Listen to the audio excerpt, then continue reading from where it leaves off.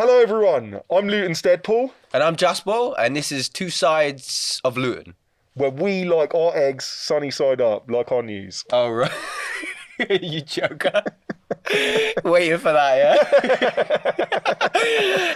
Couple of eggs. Yeah, we like our eggs. But Couple yeah, of so eggs. today we are here, as we will forever be, at the Luton Library Theatre. And guess what? They are award winners. Amazing stuff they've been doing. So we've got here the Luton's Best Awards, Leisure, Culture and Heritage Award, which was given to Luton Library Theatre. That's incredible. But not just that, there's so much more. We've also got the Community Awards, where they was awarded the highly commended Arts Award to the Luton creative community, which is again here at the Luton Library Theatre. And lastly, I know so many awards, but they've also been given the Community Business of the Year award. That was presented to Terry Hayden. So big respect to these guys. I love everything at the library. But could you tell us a little bit about what's going on in the library now? Okay, so they are playing at the Luton Library Theatre. We've got Peter Pan, the Voices of Nubian Queens. We've got Bowie as well. We'll leave the link. Check out the link.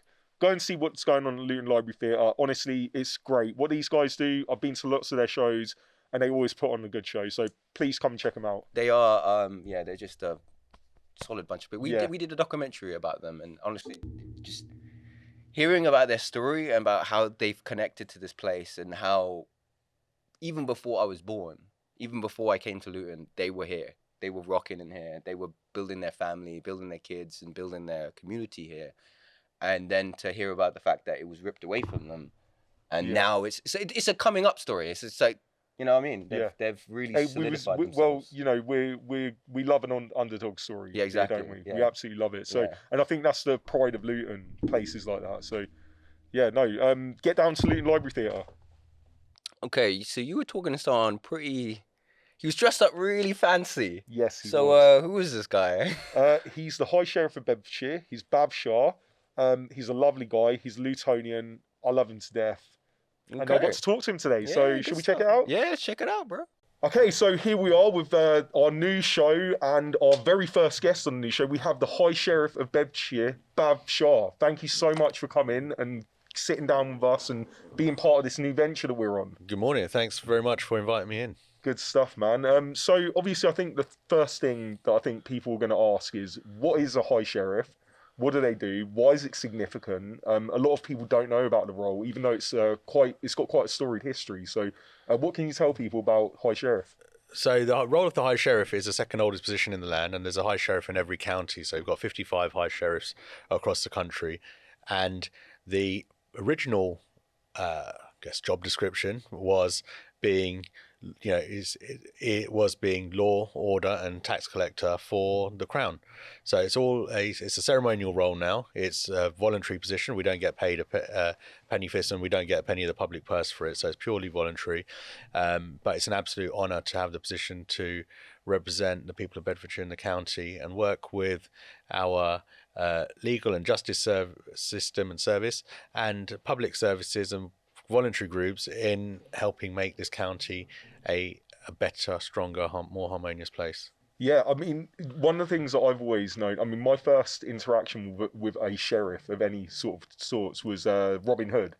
Yeah. So you've got the Sheriff of Nottingham, right? And your role is nothing like what his role is in the Robin Hood stories, right? No, it's not quite. No, so Nottingham's an interesting one. So whilst there's a High Sheriff in every county, Nottingham, I don't think they have it anymore, but they used to have a Sheriff of Nottingham and a High Sheriff of Nottinghamshire.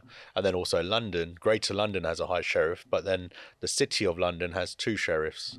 But apart from that, everyone else has a High Sheriff for the county. Oh, that's really cool. But the story behind that was because High Sheriffs were originally responsible to the Crown for collecting taxes in that county. So it wasn't a very popular position. And also if you were law and order. But that's where, we're ceremonial now. Yeah. But for the police, you have a chief constable, and the courts, you have judges. But we're the Crown's representative for law and order and justice in the county in terms of supporting people creating better environments. So I think one of the things that I definitely am interested by, because I know a lot about you pre High Sheriff, because we met before you as the High Sheriff, and I always found who you were quite fascinating because of your background here in Luton, and it makes me really proud to see what you do as the High Sheriff. But what actually inspired you to take on the role in the first place? So something I was asked if would be happy to be considered for the role, and it wasn't something I'd actually thought of until someone said, "Well, actually, we think you could be a good high sheriff. Would you consider it?" And I said, "Well, let me have a." I was actually sitting in my shorts and t-shirt at the time, and it wasn't anything I was thinking about. So I said, "Let me look into this." And then I thought, yeah, but definitely not something I thought I'd be doing. Yeah, A, not something I thought I'd be doing, and B, definitely not at this age as well. So I'm 40 now. I was 39 when I started. So as far as we're aware, I'm Bedfordshire's youngest ever High Sheriff, and That's one of really the youngest in English history as well, as far as we can make out. So it's been really good in that sense that I've been able to reach out to different audiences. Actually, straight this afternoon, I'm doing a school assembly. I've done a few, been out speaking to kind of youth groups, and done another. The youngest assembly I did was to kind of 3 to 9 year olds, and it was really nice to sit and talk to them in their assembly and ask them about what they do in the community, and talk to them about why it's nice to be nice and why it's nice to help others. And I think part of a big benefit has been being younger in the role and being able to reach out to different audiences. And that's why high sheriffs, we change every year, and we come from different areas, different backgrounds. So it's nice that every year, whoever the high sheriff is able to reach out to. We're able to, between us, reach out to different demographics in the county. Yeah, I'm really interested by the interaction that you have between yourself and young people, right? Because I can imagine for a young person, they're not going to really know a great deal about it. And you come in with really fancy suit and a sword and gloves, and it must be quite an unusual experience for a young person. What's the kind of response you get from them?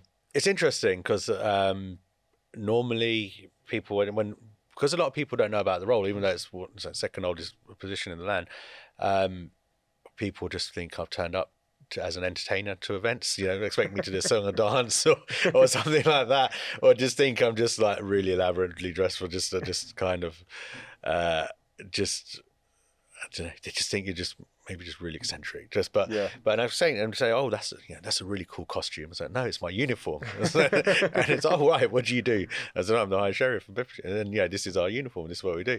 And then it gives me an opportunity to explain. So people are fascinated more because it's not your typical what you see someone walk down the street. And I've been quite, people do quite often see me walking down the street. I ask, oh, that's cool, bro. What's that? What are you dressed like that for? And I was just like, well, actually, it's my thing. All over Bedfordshire. Yeah. So the reactions have been interesting. I've kids tend to think, a lot of younger people tend to think I'm a pirate because of my hat, which looks like a pirate hat, or they think I'm some kind of entertainer, or they say, are you the mayor? Are you the town crier? And people say, you've lost your bell. Or someone said they've lost walking down the street in Luton with the High Sheriff of Herefordshire. She was in the area. We came and I took her she was in Luton and passing through, and took her to see the Knife Angel when we had it. And walking through the street, and this guy who was working at the train station kind of shouted out across the road to her, and he goes, yeah, he's lost his ship. And I think you're a pirate, and just randomly, but it's hilarious. But then I said, but it's an opportunity to actually say, no, actually, this is my uniform. This is what I'm dressed. This is why I'm dressed. It's a great conversation starter, right? So it is, it's interesting, and kids find it quite funny, and just so obviously you said a little bit about the ceremonial sort of stuff, but then you do a lot of community stuff as well, like you said about the schools, and I know you invited me previously to your event at the cricket club, which was really fun. But what other kind of things do you do? Because I see a lot of stuff in Luton. I'm not as aware of what's going on outside of Luton because I'm primarily based here. But what other stuff do you get up to? So a lot of it is in our roles is how we can understand what the community is facing, and how we can build our stronger communities for a bigger, stronger Bedfordshire, but also just mankind, humanity in general. So for example, what did we do? Just sat on Saturday night. In fact, more unfortunately, this position I get to meet so many different people and doing different things. So there's an organisation called Midshire's Search and Rescue, who are a group of volunteers who get called out when, for example, someone goes missing. Police and fire and often call them. I went out on a training exercise with them in Ampthill, and this is volunteers doing things in their own time, just get called out and went out and did the whole exercise of looking for someone in the dark, in the park. There was a scenario of someone who had dementia and had disappeared from the person with, and then actually understanding what people do. Spending time with police. I've been out on shift with the police, the fire service. I'm going out on shift with the ambulance service. Understanding what our public services do. Speaking to those in the justice system and understanding the challenges and what we can do to. Even talking to, sat with the probation service. What can we do to help people?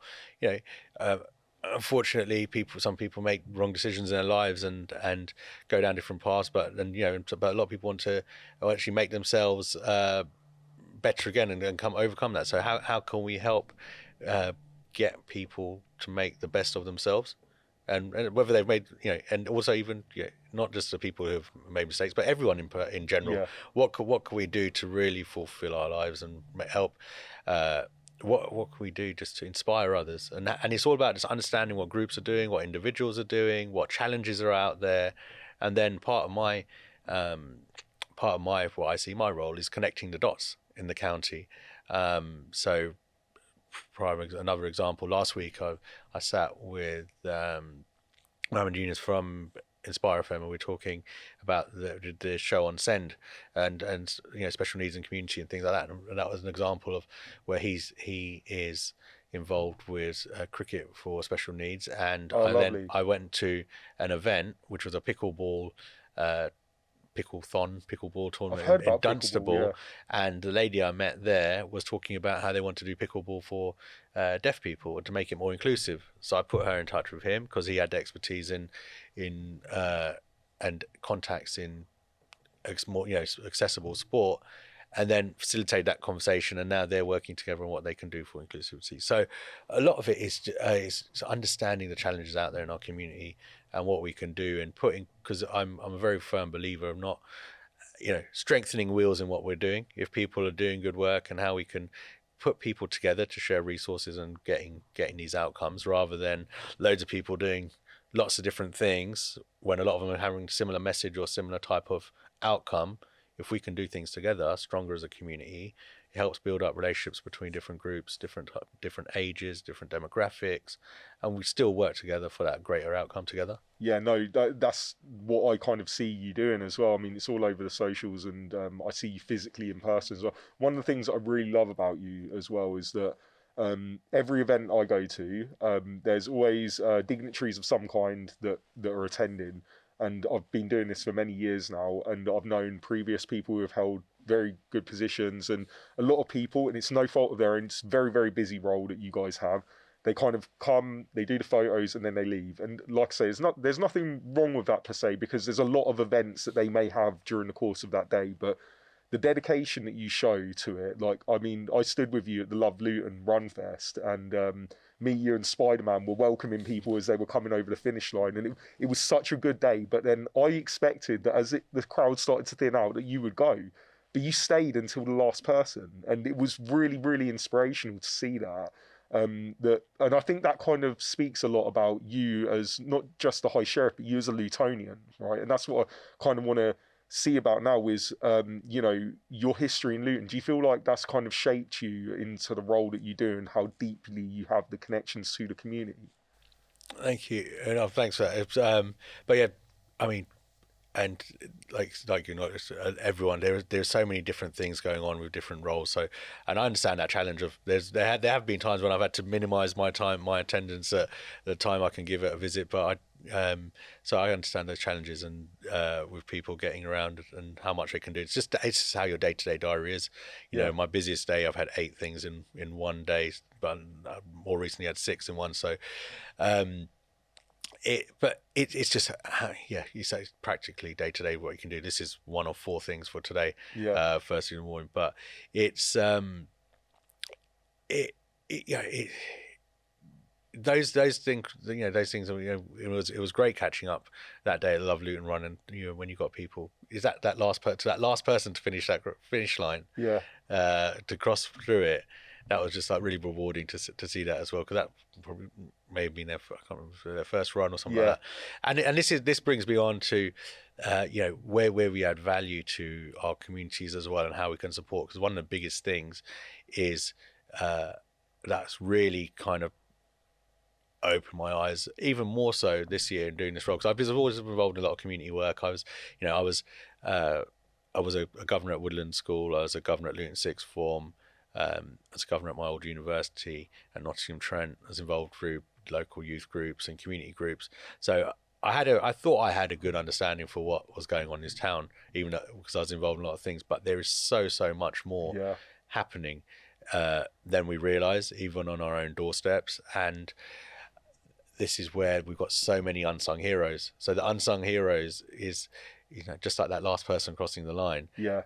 It's those who, in that extra effort, who aren't, and still as much respect to, the person who won it. Of course. Clearly an expert and be training an expert in the running. Same thing, like you got big corporates who are doing great community work, but it's also just so important to celebrate those individuals and those who are the starters. Yeah. The whole David and Goliath, the whole the underdog, the right? underdogs and the unsung heroes are still just as important in completing that mission that they set out to do. So I've been trying to focus a bit more on the unsung heroes, and we do have a lot of those all over Bedfordshire. And it's just fascinating, like people who go out and do stuff selflessly, without knowing who the recipient is. Like I was saying this I went to present some awards for people who've been supporting the food bank recently, and I was saying there as well. I said the fact that people do this selflessly, giving donations of money and food to an organisation is going to distribute it, because they're not saying, oh, I only want it to go to someone from this background or this person or that person. They're giving it not knowing who it is. Same thing I said to the search and rescue people team when I was out with them on this training exercise. I said, the fact that you've, so it's Saturday night in the cold, you could all be sitting at home in the warm, watching TV, feet up, but you're out here doing a training exercise on what you would do to go and save someone who you're going out in the cold and the wet in the winter, and you don't know who, it's not because you want to do something, just selflessly. Yeah. Not knowing who it is, that person or that background, but just for the purpose of humanity. Just like just being human and just wanting to help others.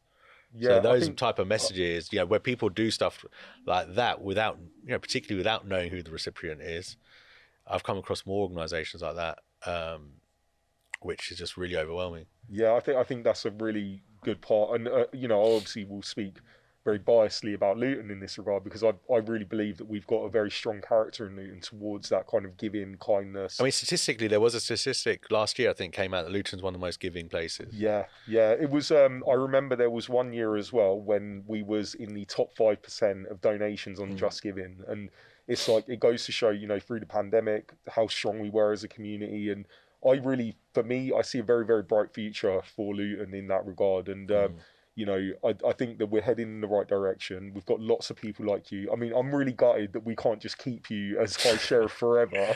I hope whoever's going to come in next is going to follow what you've done and take the reins on it and do it in the same kind of the same spirit as what you have, because I think what you've done so far is brilliant. I'm really excited to see what you're going to do next as well. I mean, what are your plans for after High Sheriffhood? What are my plans? This is a voluntary role, so it's. But it's it's giving. I mean, so I've still got my day job, so I need to get back to the day job. Thankful, very thankful for technology that I when I get to events early, I'm sitting in car parks and I'm doing my work and doing the day job from there and getting out and about. But so I need to get back to the day job for a bit. I've kind of taken a year out of the day job, but still doing enough to keep the business running. But someone asked me this. I get asked this quite a bit actually. Now, what would I do? And I need to take a bit of time out, have a bit of a think, and see how I can hopefully make a difference, and with what I've seen in the last year and reflect on it and see, do a bit of analysing what we can do, where I can add more purpose to things, and where I can, I've loved kind of connecting the dots across the community. Another example, like the Kenyan community are very active, and they were looking for, they used to have their events at different places, and I said to them, actually, do you realise there's, that's the African Kenyan community. I said, do you realise there's a huge Indian Kenyan community as well? And a lot of them are meet at the Luton Town Indians Cricket Club. They've got a hall there. So they did one event there. Now they've done a number of events there, and it's brilliant because the Indian Kenyan community didn't realise there's so much of an African Kenyan community. African community didn't realise there's much of an Indian Kenyan community. Now they often meet there, and they're all speaking Swahili together, talking about the old days back in Kenya. But little things, so many different things are happening across this town and county that they're all happening in their own little bubble sometimes, and then it's just connected. So, I find that really rewarding. Like just connecting. Another example was I was at Luton Dunstable Hospital, and I got asked to go there to help distribute some of the. There's been so many donors, so thank you to everyone donated presents to the Luton Dunstable Hospital for them to give out to people in the wards. So they'd asked me to come along and help do the distribution. And then just went to the kids' ward, and I said to him, I mentioned to him about the Grow Baby charity in Dunstable, which I went to visit, and that's like a baby bank, like a food bank. People can donate items, and people can come and get them from there. And they didn't know about that, so now they're in touch about being able to help people who come into the maternity ward with items if they haven't got them. So it's all about, but all these organisations that don't necessarily know each other, but they're all saying this is the whole thing about bringing people together for that same common purpose, but there's lots of little wheels spinning everywhere, and I just try to bring it all together. So I really enjoy connecting all the dots. I'll try and hopefully be able to do more of that in some way. Well, I more power to you. I really look forward to seeing what's going to happen next, especially in these last few months, what you're going to be doing. And man, I'm such a big supporter of yours. Thank I love you. I appreciate it. I know you've always been a great support. Thank you from the bottom of my heart, and from every person in Luton that doesn't know the impact that you've had.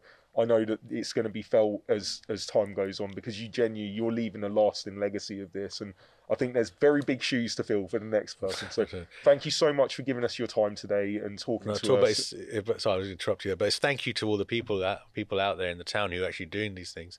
It's a thank you to all the people in the town and our communities who are doing these things, because if they weren't doing things, I wouldn't have people to go and see and talk to, and these projects. And I call them these, with a lot of these things, unfortunately, I call them what I call my happy, sad situations. I'm really sad to see that certain things are happening. The need for food banks and these volunteer groups to go out and these support services. But on the flip side, very happy to see that there's so many people out there who take the time and come together to be that support in our communities and be those pillars to a lot of people in need. So, huge thank you and well done to everyone in supporting our communities. Let's all really work hard on creating the best of each other. I believe everyone wants to live in a good community, in a good society. So the more we can do to support each other and uplift each other, and just helps everyone live a happier life. So thank you and well done to everyone who's doing their bit, no matter how big or small.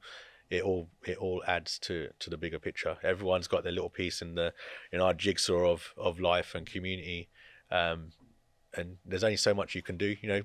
Some people can do lots because they've got time, money, resource.